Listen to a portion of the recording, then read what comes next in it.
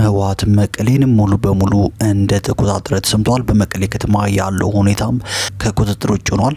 ህወሓት በከባድ መሳሪያ የታገዘ ኃይል በመጠቀም ከተማዋን ሙሉ በሙሉ ተቆጣጥሯል። የከተማዋ ነዋሪዎች ከፍተኛ ድንጋጤ ውስጥ እየገቡ ሲሆን ከቤታቸው ለመውጣት እንኳን እየተሳቀቁ ይገኛሉ። ይህንን ተከትሎ ታዲያ አገዛዙ ሰራዊቱንና ከባባድ መሳሪያዎችን በአፋር በኩል ወደ ሰርዶና ቡሬ ግንባሮች እያጓጓዘ ነው። የፌዴራል መንግስቱም መግለጫ አውጥቷል። የፌዴራል መንግስት ከሐሙስ ዕለት ጀምሮ በትግራይ ክልል ህግ የማስከበር እርምጃ እንደሚጀምር መግለጫ አውጥቷል። እነዚህ መረጃዎች በዜናችን በዝርዝር እናስደምጣቸዋለን። የድምፃዊ አንዱዓለም ጎሳን ባለቤት ቀነኒ አዱኛ ህልፈት ተከትሎ አባቷ አቶ አዱኛ ዋቆ ሁላችሁንም የሚጠይቃችሁ አርቲስቶቻችንም ለእናንተ የማስተላልፈው መልእክት የልጄን እውነት አፈላልጉኝ እንደ ሃጫሉ ሞትም ተድበስብሶ እንዳይቀርብኝ የሚል መልእክት ማስተላልፋቸውን የነቢያችን ስም በክፉ ነገር ሲነሳ ነፍስያችንን መቆጣጠር ያቅትናል፣ ሰብር ያሳጣናል። ሆኖም የምናደርገው ነገር ቢኖር ተንኳሾችን ለህግና ለህግ ማቅረብ ብቻ ነው ሲል የፌዴራሉ መጅሊስ መልእክቱን ማስተላለፉን ዛሬ ማታ ጌራና፣ ወረባቦ፣ ቃሊም፣ ሲልኮ፣ ገንፎ፣ ጨፌ፣ ወርጌሳ በአማራ ፋኖ በወሎ የፋኖ ኃይል በቁጥጥር ስር እንደገቡ መሰማቱ እንዲሁም የአማራ ፋኖ በሸዋ አጼ ኢኮኖ አምላክና 7 ለ7 ክፍለ ጦሮች በአገዛዙ ጥምር ኃይል ላይ ከፍተኛ ድል እንዳስመዘገቡ መናገራቸውና ሌሎች በዝርዝር የምንመለከታቸው መረጃዎች አካተናል። ቻናላችንን ሰብስክራይብ በማድረግ የዶል ምልክቷን በመጫንና መረጃውን ለብዙዎች እንዲዳረስ ላይክ በማድረግ እስከ መጨረሻው አብራችሁን ቆዩ።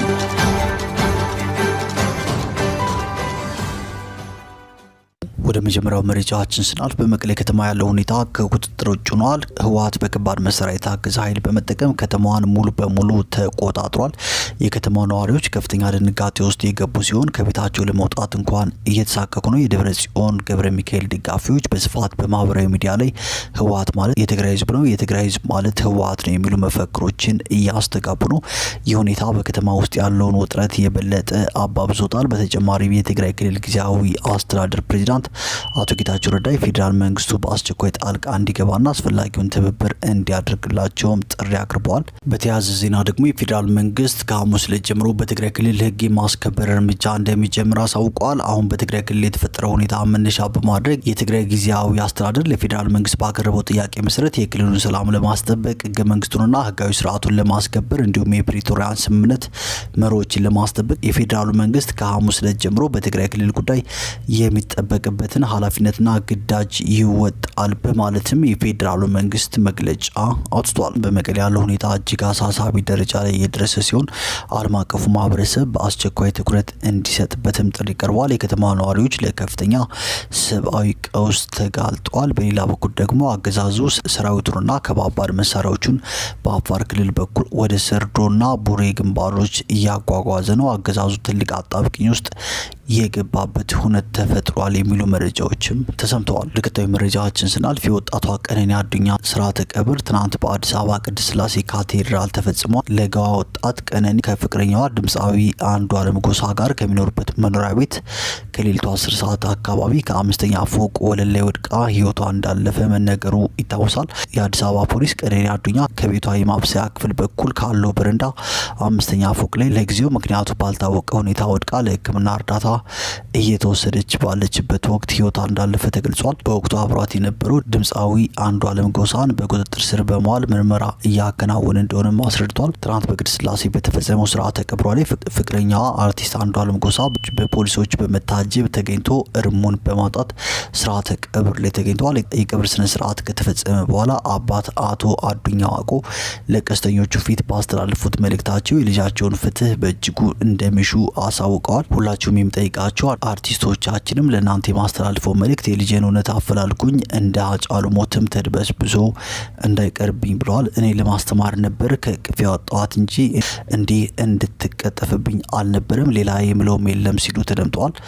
አባት አቶ አዱኛ ዋቆ እኔ ቀነኒን የማውቃት እጅግ ታታሪ፣ ስራን የምትፈጥር ደግሞም ስራ አክባሪ ናት። እንዲህ ርኩስ መንፈስ ይዟት ራሷን ታጥፋለች የሚለውን ውሸት ነው የምለው። እሷ ሲቸግር ተበድራ እንኳ የምትሰጥ እንጂ ከሷ ይህ አይጠበቅም በማለት በልጃቸው ህልፈት መሪር ሀዘናቸውን ገልጸዋል። እኔ አሁንም ቢሆን የፍትህ አካላት ተከታታይ ሀቋን ያውጣልኝ፣ ደሟን ያውጣልኝ ነው፣ ሌላ ምንም የሚለው የለኝም ብለዋል። ለጋ ወጣት ቀነኒ አዱኛ ከአባቷ ከአቶ አዱኛ ዋቆና ከእናቷ አስቴር መኮንን መጋቢት 7 ቀን 1990 ዓመተ ምህረት ነው የተወለደችው። የፊታችን ቅዳሜም 26ኛ ዓመት ልደቷን ለማክበርም ስትዘጋጅ ነበር። ወደ ቀጣዩ መረጃችን ስናልፍ የነብያችንን ስም በክፉ ነገር ሲነሳ ነፍስያችንን መቆጣጠር ያቅተናል፣ ሰብር ያሳጣናል። ሆኖም የምናደርገው ነገር ቢኖር ተንኳሾችን ለህግና ለህግ ማቅረብ ብቻ ነው ሲል የፌዴራል መጅሊስ መግለጫ አውጥቷል። የፌዴራል መጅሊስ በእስልምና ሃይማኖት ላይ ትንኮሳ ፈጽሟል፣ በነብዩ መሐመድ ላይ ክብረ ነክ ጸያፍ ንግግር አድርጓል ያለውን ግለሰብ ወደ ህግ ለማቅረብ እየሰራ መሆኑንም ትናንት በሰጠው መግለጫ አሳውቋል።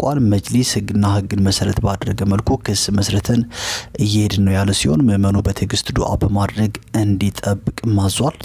ነቢያችን ሰለላሁ ዐለይሂ ወሰለም ከሁሉም በላይ ከማንም በላይ ከራሳችንም በላይ የምንወዳቸውና የምናከብራቸው እስልምናችን እሳቸውን ካልወደድንና ካልተቀበልን መኖር የማይቻል ከነፍስያችን በላይ ህይወታችንን ለእሳቸው የምንሰጥ ነቢያችን ስም በክፉ ነገር ሲነሳ ነፍስያችንን መቆጣጠር ያቅተናል፣ ሰብር ያሳጣናል። ሆኖም ግን የምናደርገው ነገር ቢኖር እንዲህ ያሉ ተንኳሾችን የምናቀርበው ለህግና ለህግ ብቻ ነው። ህግ ባለበት ሀገር ለህግ ነው የምናቀርበው ብሏል። መጅሊሳችን ከዚህ በፊት ሲያደርግ እንደነበረው ሁሉ ዛሬም ሁለት ነገር ሰርቶ አሳልፏል። አንደኛ እንዲህ ያለ ትንኮሳን የማንቀበል መሆኑን እንደ ሙስሊም በሰፊ አውግዘናል። ምንም ግለሰብ ቢሆንም በሌላ በኩል መጅሊስ ህግና ህግን መሰረት ባደረገ መልኩ ክስ መስርቶ እየሄደበት ነው። መንግስትም ቢሆን እየተናበብን እየሄድን እንደሆነ እያየን ብራሽት አገር ለማበላሸት አንድነትን ለማናጋት የሚተጋውን ትንሽ ቦታ ስለምትበቃ እስከዛሬ ተደብቆ ቢኖርም ነገ ከነገ ወዲያ መያዙ አይቀርም ኢንሻአላህ ወተአላ።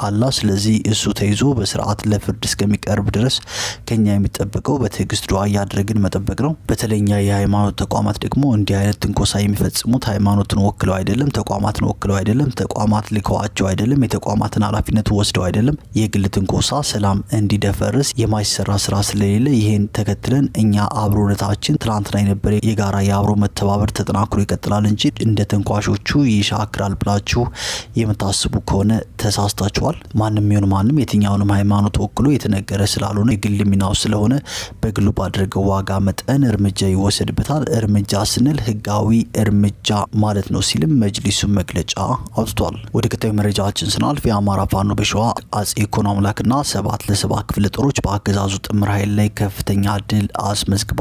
በዛሬው ዕለት የአማራ ፋኖ በሸዋ አጼ ይኩኖ አምላክ ክፍለ ጦር ከ7 ክፍለ ጦር ጋር በቅንጅት በይፋት ቀጠና ኤፍራታና ግድም ወረዳ በሁት ግንባር በአገዛዙ ጥምር ኃይል ላይ በወሰዱትና በፈጸሙት ጥቃት ከፍተኛ የሆነ ኢሰብአዊና ቁሳዊ ኪሳራ አድርሰዋል። የመጀመሪያው መነሻውን ኤፌሶን አጣይ አድርጎ በፈረድ ውሃ ወደ ካራ ለጎማ ይንቀሳቀስ የነበረ የአገዛዙ ጥምር ኃይል የአማራ ፋኖ በሸዋ አጼ ይኩኖ አምላክ ክፍለ ጦር ፕሮፌሰር አስራት ብርጌድ 5ኛ ሻለቃና የ7 ክፍለ ጦር 2 ሻለቆች የተሳተፉ ሲሆን በአገዛዙ በኩል ዙ 23 ሞርተርና በርካታ የቡድን ከባድ መሳሪያ ከ5 ሻለቃ በላይ አሰልፎ የመጣ ቢሆንም የፋኖ ኃይል ቀደም ብሎ መረጃው ደርሶ ስለነበር ይዞት የመጣውን ዙ 23 ጭምር ከጥቅም ውጭ በማድረግ በርካታ ኃይሉን በመደምሰስ ከፊሉን ቁስለኛ በማድረግ በህይወት የተረፈውን ወደ አጣዬ ከተማ ማባረር የተቻለ ሲሆን በአገዛዙ መንደር ከፍተኛ ሽብር እንዲፈጠር ማድረግም ተችሏል ሲል ነው የአማራ ፋኖ በሸዋ የህዝብ ግንኙነት ክፍል መግለጫ ያወጣው።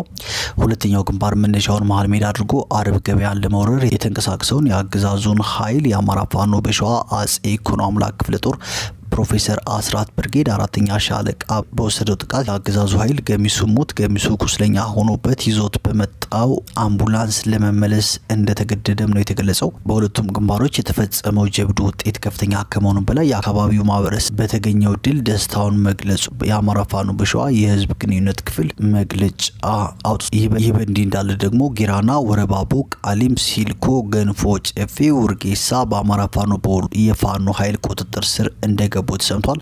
ቀን ላይ የአገዛዙን ወታደራዊ ካምፕ በመቆጣጠር ስሪንቃ ከተማን መቆጣጠራቸው ይታወቃል። አገዛዙ ሰሜን ወሎ ዞን ወልዲያ ከተማ በፋኖ እጅ ሊገባ ይችላል በሚል ሰራዊቱን ወልዲያ ከተማ ሰብስቦ ከተማዋን እንዳጠረም ተሰምቷል።